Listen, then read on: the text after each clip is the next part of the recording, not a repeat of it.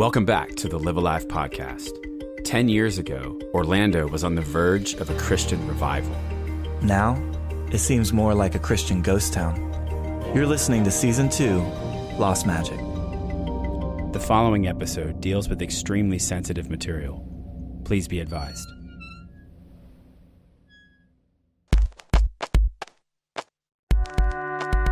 Summit's at a really great place right now, and in some ways, though, a really dangerous place because we could coast. But we're not called primarily to do what's safe. We're not called just to have a pretty church where people come and they listen to sermons and there's some good children's things and, all that sort of deal. We're called to be not just a place of refuge, but a part of the revolution of the kingdom of God. And that means that from time to time, not just individually, but as a community, we've got to take a big risk to do something significant for the kingdom. Called is a funny word. If you grew up under Christian influence, you know called to be one of those sacred Christianese words that pastors often use. God is calling you, they say. The implication is that God desires to interrupt your life with a special message just for you. Every call we hear alters the future to some degree. Isaac's call from God for his church helped build a foundation of faith for thousands of people. But on one particular Monday morning, a call the church received about Isaac utterly shook the very same foundation. He normally didn't come in on Mondays, and he came in on Monday, and he was wearing just a t-shirt, jeans, which was not normal for him, and standing at the reception desk, and he walked in. He still had that charming smile on his face, and he kind of, you couldn't have known anything was about to happen. It was strange that he came in, but he was totally affable and normal. And he walked in, and I was in something about hey, are we on for tomorrow? And he just said, we're probably going to cancel that. And I was like, okay. And then I started being like, man, I wonder if something's going on. And then he went into John Parker, the executive pastor's office. And there was a window into that room, and I kind of passed by and it was looking pretty solemn in there. And then after maybe 10 or 15 minutes of them chatting in there, they went and got one of the other pastors, and they got into a truck or something and just left. So I was home, and I got a phone call, I believe around lunch or maybe a little bit later than lunch, from my boss at the time. And he told me, he's like, hey, I don't know what's going on. I don't know any of the details. And literally everything I'm telling you is all that I know. But Isaac just suddenly resigned. And I have no clue why, but I just thought I would let you know. And then I got an email that Isaac was resigning at near the end of the day, around 4 or 5 o'clock. It completely blindsided me, and I never expected to get an email like that. I'd noticed over the years, from about 2010, 2011, 2012, he seemed miserable. So I actually thought that he was resigning when I first heard it because he hated it. But yeah, so then we're like, why? Why is he resigning? And he said, moral failing. And I was just like, what moral failing? Did he steal money? I remember thinking, did he embezzle money? I went and hung out with some of my other friends who were on staff at that point, and a bunch of us went to our local bar, Red Light down the road, that we spent many hours there. kind of convened there, a lot of us on staff, and chatted over beers of like wondering what happened and what was going on. There was this feeling of confusion, and we all truly thought, that this was it. Like, we might not have a job, like none of us. And so there was that fear kind of happening, and it started kind of leaking out what was happening. I started hearing, there's Isaac's truck is at his house. And so we all started like kind of putting pieces together. We found out probably around 11 p.m. or something that he had been having an affair and got caught. And it just was, I mean, I don't, it's morbid to say this, but it was very exciting, all this like information to be unfolding. But it was also very heartbreaking. And then I just wanted to know everything. I wanted to know what happened, who did what, blah, blah, blah. And he had cheated and been cheating for at least a year, if not more. And he was resigning because he wanted to stay with her. I think I just felt confused and helpless.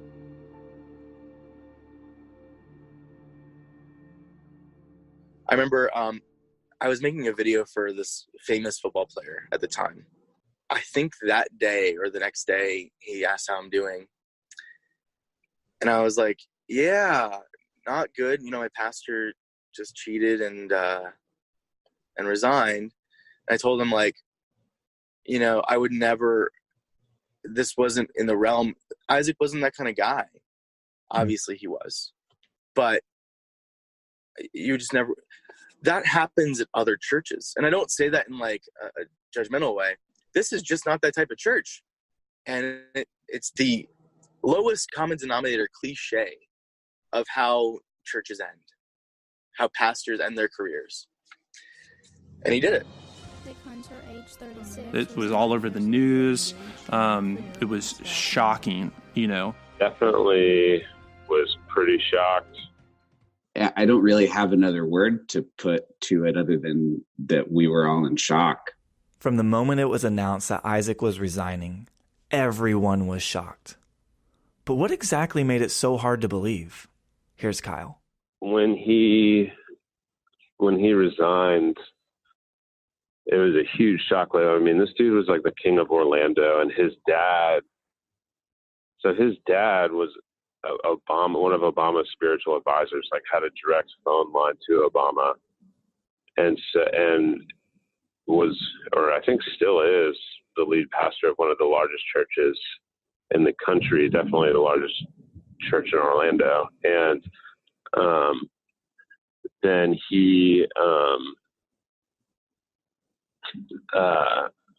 was baptizing NBA players. He had a Bible study with NBA players. He was being invited to go to Israel. This is Isaac I'm talking about. Isaac was being invited to go to Israel with like Donald Miller and like other Christian author, celebrity type people. And his family had been invited to the Oval Office a couple times, and he got to meet Obama and spend some time up there. And it was just nuts. He was just kind of the king of this town, of this city. Everybody knew who he was. He had such huge influence in the town. And then to see out of nowhere, it seemed out of nowhere, this massive, just like crumbling of this giant in the city, really blew our mind. Isaac had everything going for him. He was relatively young with increasing popularity and influence, both locally and nationally. He led one of the fastest growing churches in Florida. This man was the king of Orlando, and Summit was his castle. I mean, it was so shocking. John recalls that no one even knew how to process it, let alone talk about it. No one was willing to talk about it. And maybe they would have put that on, they don't want to spread rumors, the gossiping heart. You can really easily Christianize this. But what ended up happening is you have 5,000 people at Summit.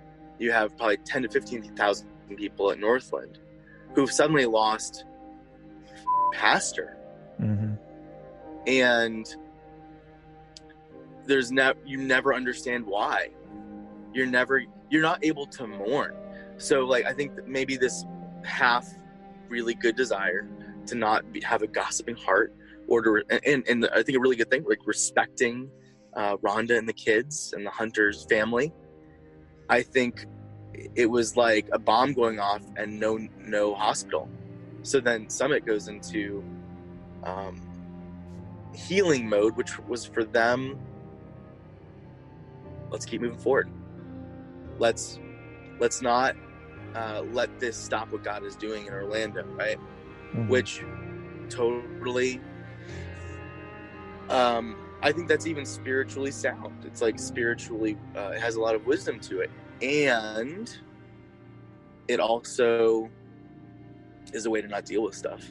I mean, when you have traumatic things happen in your life, you stop what you're doing, and you have to deconstruct what happened. Everything stops. What do I feel? What happened?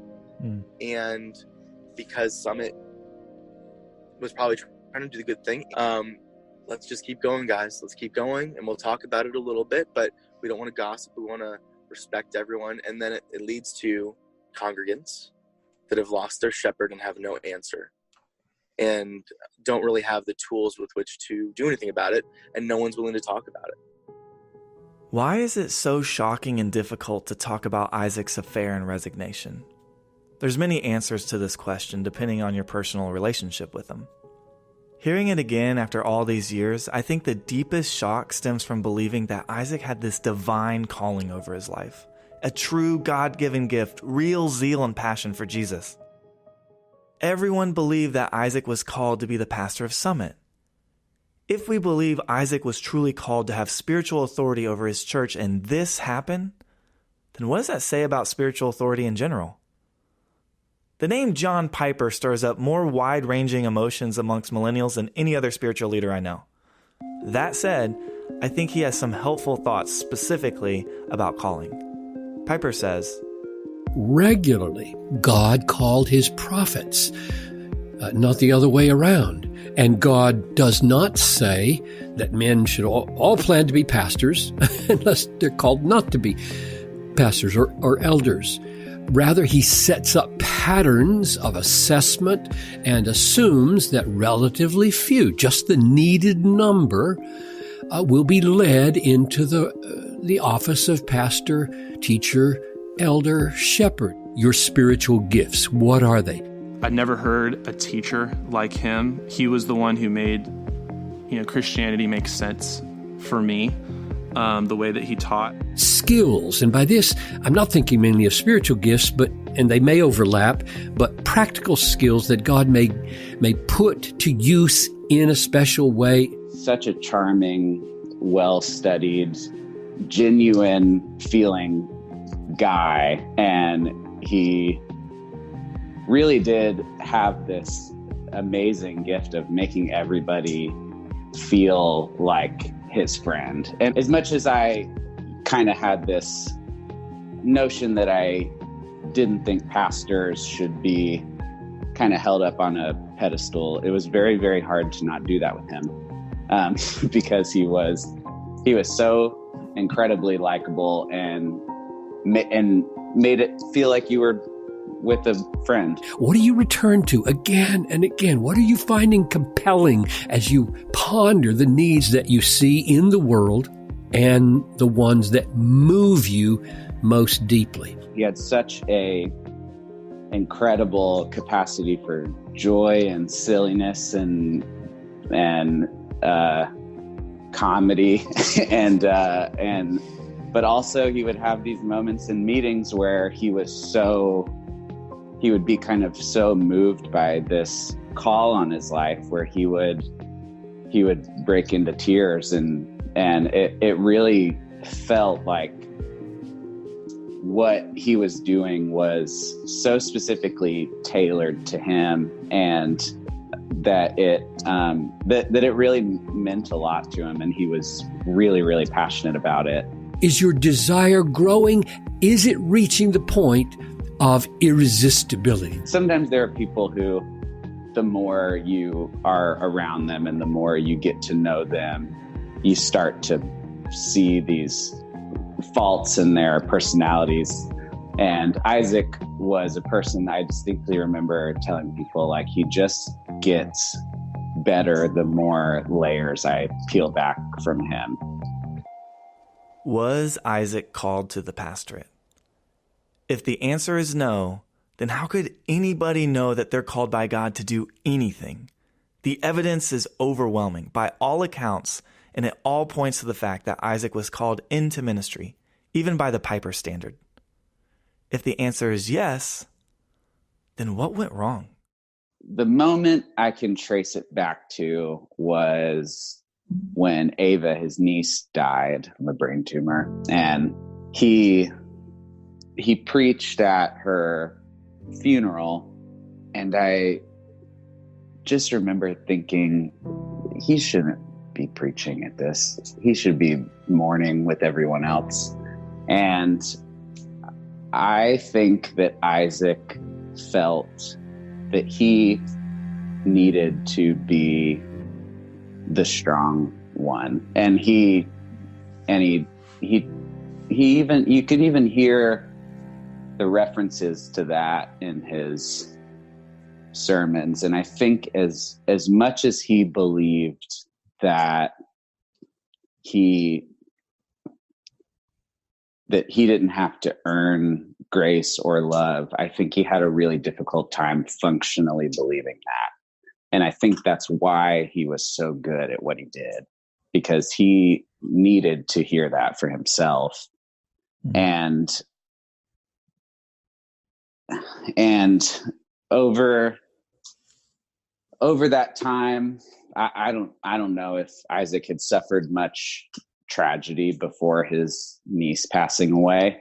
But I get the feeling that he hadn't. And I specifically remember showing up on one Sunday morning, probably 6 months after that happened. And him and I were the first two people to arrive at the Herndon campus for the service on Sunday. And he was getting out of his car and he looked especially tired. And I remember asking him, like, "Are you all right, man?" And he said, "I appreciate you asking. I'm always all right." And I remember that was the first time I started feeling really concerned for him. And the more I've unpacked that in recent years, I realized that he didn't truly believe that he could be imperfect and he could have faults. Isaac had a lot of shame. He would preach these amazing sermons, and I did videos. I worked there, and also would sing on stage sometimes. So he would come off stage, and I'd be like, "Man, how do you feel?" And he goes, "It was awful. It was just so bad." And dude, this was one of the best sermons I've ever heard. Nothing was good enough in his mind. He held himself to such a high standard that he could never keep up with. And so instead of sharing it and actually getting some insight or some outside input into it, he just hid it from everybody. And he did that for a while. There was definitely a very noticeable change in his last probably year and a half, where he was on staff. And I think it was, the church was just growing so much that nobody really knew what to do about it, because he was that engine and he was the thing that kept the thing running. And we had one pastor and we had one person that everybody felt could teach and at Summit, and there was no time off when his niece passed. There was no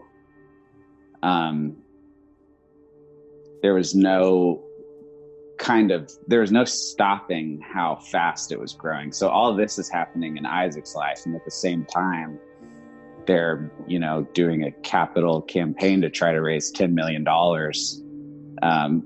to build like a balcony in the church because it was getting too big. And so I don't think he felt he could stop. And I don't think he trusted functionally that it was God's church and not his. He couldn't believe it. Everything that I know he believed, he couldn't believe it. I don't think he was able to believe that that the pressure wasn't on. Whatever the reason, Isaac began walking down a path of isolation. Who alone could possibly bear the weight of responsibility of a rapidly growing church with thousands of people? A collapse would be inevitable. God did not intend for us to be alone. My friend Pez recently read a scientific study on human nature. Pez, what's the study about? Well, it was really interesting. It was by a psychological association. And essentially some scientists put together a couple of different tests. And what they were trying to figure out is what the role that darkness plays in people's lives. Like, for example, if a street is dark versus a street being light, does it change people's behaviors? So what'd they find? Well, a couple of different tests were performed. So what they did is they put some people in a couple of different rooms, and it was just kind of a game. They put like so many dollars on the table and say, if you get your math sums right, for each one, you get to take money out of this envelope and put it in the other envelope, and you get to keep the ones where you got it right.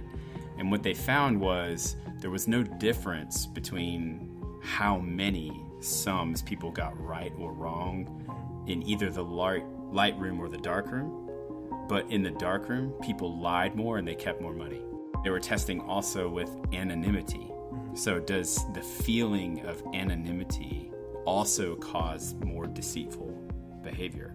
And the example that they give is if you wear dark sunglasses, and the feeling is very similar to the way children play. If a child hides their eyes from you, or if they're playing hide and seek, children tend to believe that you actually can't see them, even though it's them who are covering their eyes. Right. So when you put on a pair of sunglasses as an adult, it makes you feel more anonymous, even though in reality you're not. And if you have sunglasses on, you tend to be more rude and more selfish. So that was the other thing. So darkness and the feeling of anonymity makes you turn more inward and do more selfish things. On the relationship between darkness and anonymity, Dietrich Bonhoeffer wrote this: "Sin demands to have man by himself. It withdraws him from the community. The more isolated a person is, the more destructive will be the power of sin over him. And the more deeply he becomes involved with it, the more disastrous is his isolation. Sin wants to remain unknown. It shuns the light. In the darkness of the unexpressed, it poisons the whole being of a person." And there was a lot of very scandalous things written about him in the Orlando Sentinel, about him post-resignation being an alcoholic and abusing his wife, whether physically or verbally, and threatening suicide, and just really dark stuff that we're like, what the like, this is not the dude who we felt like we knew or saw all the time. And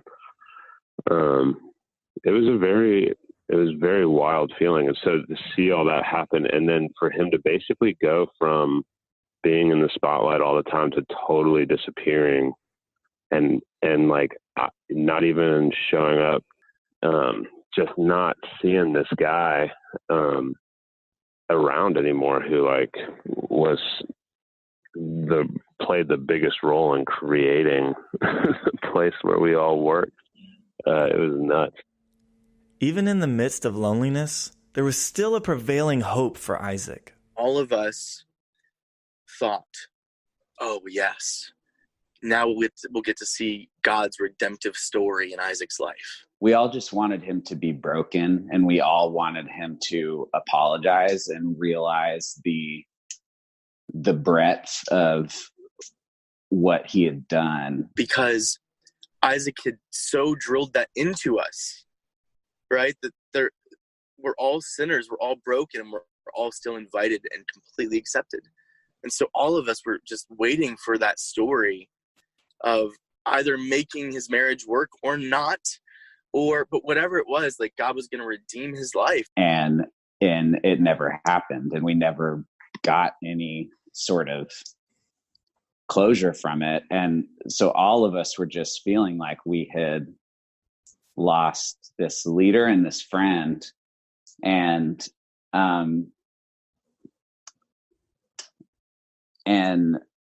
I think that was what stood out the most for me, was this kind of aspect of feeling like I was lied to, and that he didn't understand that we all felt that way.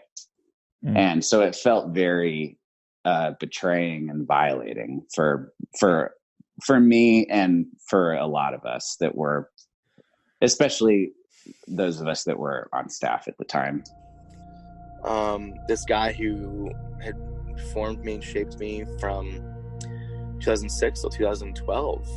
It wasn't perfect. And this guy was like for me, a friend that I really cared about. I thought he cared about me, and kind of a father figure. And then he's just gone.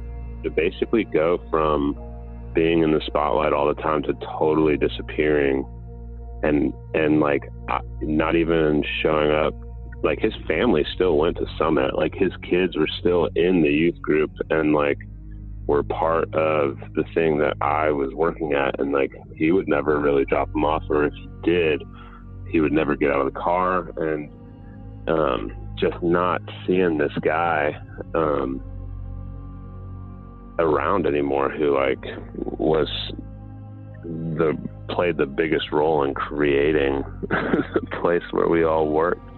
It was nuts. Yeah, I saw him one time, but after that, and it was when he showed up on a Sunday. I think he showed up on a few Sundays, but one that I was at the Herndon campus in specific, and I saw him, and I remember I had been feeling so angry at him for so long, but then when I saw him, I felt happy to see him, and I felt a lot of that anger kind of went away by seeing him. And then he came out of the service after it was over, and I gave him a hug, and I said, "I miss you, man." And he said, "Man, I miss you guys too, more than you know." And then that was it.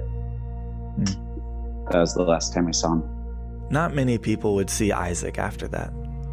The call on our life can take many forms. God calls us into ministry. God calls us out of ministry. But sometimes the hardest call is the inevitable one.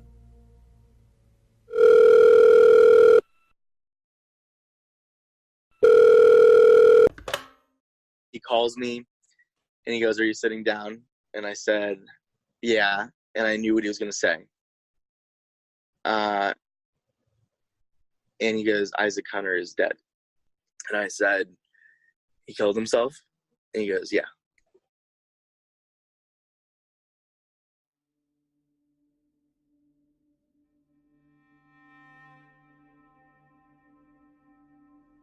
Lost Magic is a production of Live Alive and recorded at Central Florida Studios. This episode is written by Jeremy Shirky and produced by David Pizzoli, with contributions from Tatiana Faria and Chris Dodana. Special thanks to our interviewees, Kyle Cox, Chris Rendazzo, Corey Quintard, and John Strong. Executive producers are Ed Holtz and Steve Douglas. If you would like to participate with us, you can go to lostmagicstories.com and you can share your story there. Feel free to subscribe and leave a rating for the Live Alive podcast. And as always, thank you for listening.